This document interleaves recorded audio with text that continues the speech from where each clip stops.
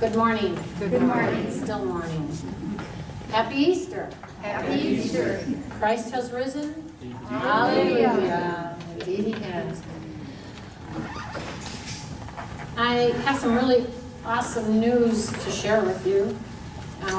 Kind of on a spiritual high right now. And all I can say is it's about time, right? It's always good. It's always good when the Lord blesses us with special blessings. I've waited for quite some time to be able to share this message with you. But we have just been given permission from the Archbishop to be, for the women's community here, the one they be the Sisters of Jesus' Merciful Passion, to begin to live on premises here. So on the feast of Our Lady of Fatima, May 13th, the women's community will officially begin. So they'll be living here on premises. So I just, in light of this past Divine Mercy Sunday, realizing a while later, I didn't even realize early that day, but later, that it was actually, this Divine Mercy Sunday that we celebrated all together was actually the anniversary of the day that the very first Divine Mercy Sunday was celebrated with St. Faustina in Poland. The first official Divine Mercy celebration in Poland, this past Sunday, Divine Mercy Sunday, was the official day that it happened so many years ago. I think it's 1938 or something like that. But anyway, I just thought it was quite ironic and how anointed that day was. We were supposed to have 2 to 4 inches of snow. It was like a beautiful spring day, right? And the Archbishop celebrated Holy Mass with us here, and just so many blessings. Just so good to be together on such a high holy feast day. But as I pondered, the many blessings of that great day and the good news of the women's community moving in, next month, it brought to my mind a memory of the Blessed Virgin Mary. And it comes alive. As these things begin to happen, these great blessings, the memories of those special things that Our Lady revealed comes back and it comes alive in my heart and my mind. And I just want to share that beautiful memory with you. I was on retreat and I was just praying about the ministry. It was many years ago. And I remember it was such a beautiful thing. Our Lady appeared to me holding baby Jesus. And what was striking to me, not only was her beauty and that of the infant, but the clothes that she had on were a material that I've never seen. It was like iridescent with gold threads running through it. Nothing I've ever seen ever like it before. And it just left such an impression of like heavenly. And I remember she showed me as she was holding Jesus this satchel, this purse that she was holding. And she opened the purse. A satchel is a drawstring purse. The kinds that they used to have in the old times. She opened that purse and she gave me to look inside of it. And as I glanced inside, I saw these gold rocks. They were just beautiful, radiant, shining. And then on the bottom was this magnificent gold dust. And I remember looking at her and looking back into the bag and seeing a face of priests, different priests on these rocks. Some I knew, some I didn't. And then I remember saying to her in my spirit, oh my God, these are so holy, these priests, the priesthood. But what is the gold dust, Mother? What is, because it was sitting on the bottom. It wasn't like they fell off of the rock. So I was just wondering. And she reached in with her hand and she took a handful of this gold dust that was on the bottom of her satchel, kind of like intermixed with the rocks that were in there. And she tossed it into the air and it just permeated the air. The entire atmosphere was permeated with this gold, glistening dust that did not touch the ground. And I just was stunned, just at the beauty and awesomeness of all of it. And she said to me, Each one of these priests saves thousands upon thousands upon thousands of souls. And the gold dust that you see are the prayers of the faithful. Together, many, many, many souls are purchased back for the Lord. So, hey little guy, don't steal the show here. So cute. He's just full of energy. God bless him. And I just remember what an impression it left on me.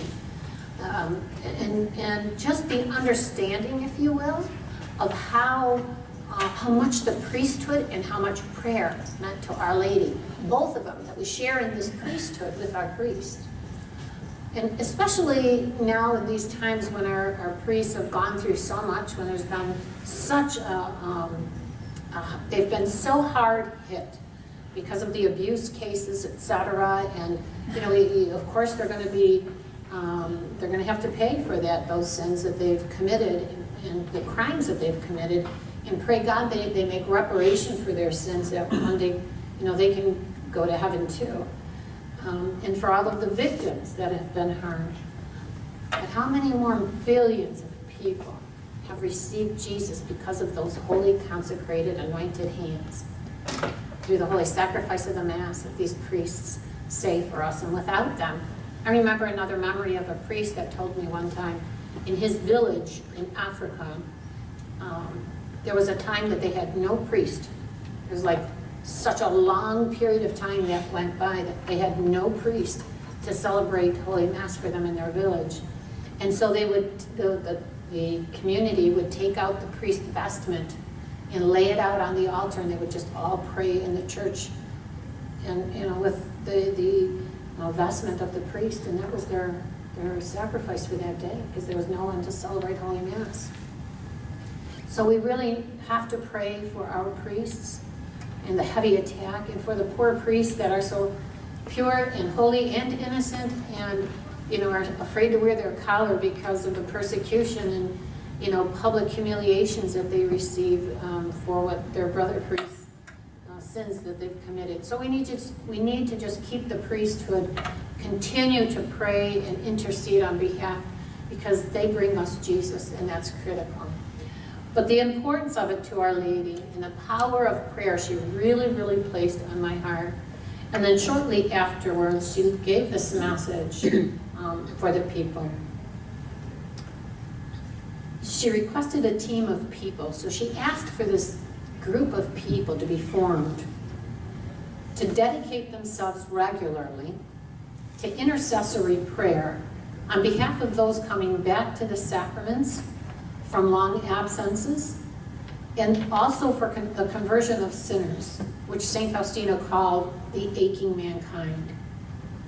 It was shortly after this that was on the heart of Our Lady that she asked for.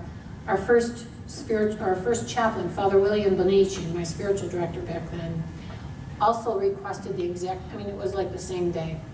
So it was a confirmation to me that what Our Lady was asking us to pray for, the conversion of sinners, Jesus' favorite prayer, but also those who have been away from the sacraments, especially reconciliation.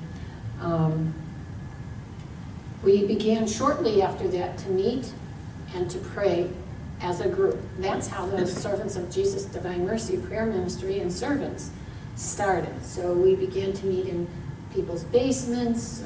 Finally we got into a church, and then another church, and here we are today. And then here we are today, the fruit of all of that prayer, all of the suffering of the community, all of the penances and sacrifices and almsgiving from the whole community of the servants of Jesus of Divine Mercy is being so blessed that we in our time are going to witness the sisters of Jesus' merciful passion at the request of Jesus Christ himself. An order of nuns, an order of sisters that will dedicate their lives focusing on the passion of Jesus, the merciful passion. He didn't call it the sorrowful passion this time. He called it the merciful passion, because it is from his mercy that these women will be ministering the spiritual works of mercy and corporal, mostly spiritual, on behalf of the whole church, on behalf of this ministry. Their charism will be holy hospitality and spiritual direction. So they will be well formed in the spiritual life to be able to direct the people of God, to accompany them along their pilgrimage of life as spiritual directors. And also retreats, conferences, etc., teaching opportunities and things that we'll be having somewhere down the road with the women's community. So first they start out as the women living in community. One day, by God's grace, at the petition of the Archbishop, they reach a certain stage, then he appeals to Rome, they will become a religious order. So there's a lot of steps to it, there's a lot involved, and there's been a lot of work, hours done on this beautiful blessing of the sisters, the women of Jesus' merciful passion. But there's a sacredness to it, and there's a holiness to it. So the women's community, they will live in the dwelling place, the whole building that's over the very first building when you come into the parking lot. They'll be in the whole upper floor, and they will be set apart. So their prayer times will be separate from the laity. And I'm just asking that,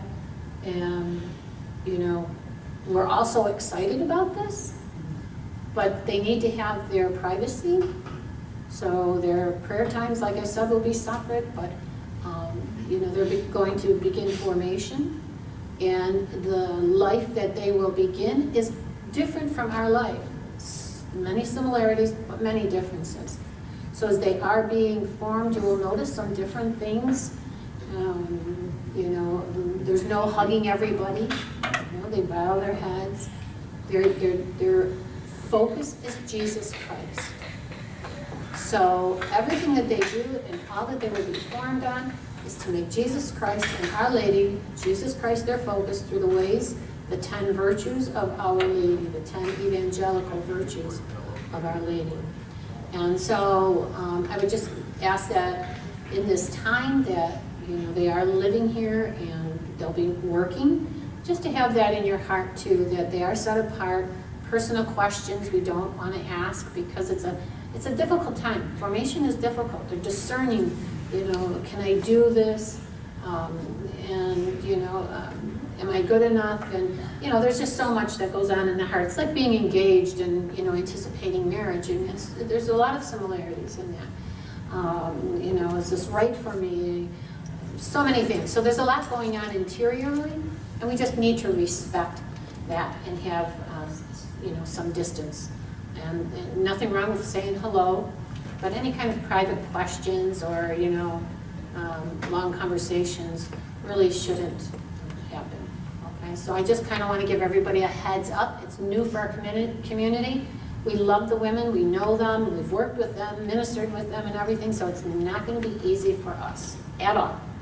So it'll be a period of transition for we, the laity, and a period of transition for them, the women, as they are discerning. So I would just ask that you respect that, a little bit of separateness. The Archbishop has asked and expects that they will be set apart, so their times will be different. So I just needed to say that as an introduction before they come in a couple of weeks. But I also implore you again, through the intercession of the Sorrowful and Immaculate Heart of Mary, to please pray for them. Pray for our women's community, and pray for new vocations. Pray that we have holy, healthy, and humble women. We have a heart that's open to teaching, being formed, following Jesus, and God willing one day to espouse him. I thank you with all of my heart for your dedication and for everything that you have done as servants of Jesus of the Divine Mercy, and most importantly, for your prayers. God bless us. God bless our families.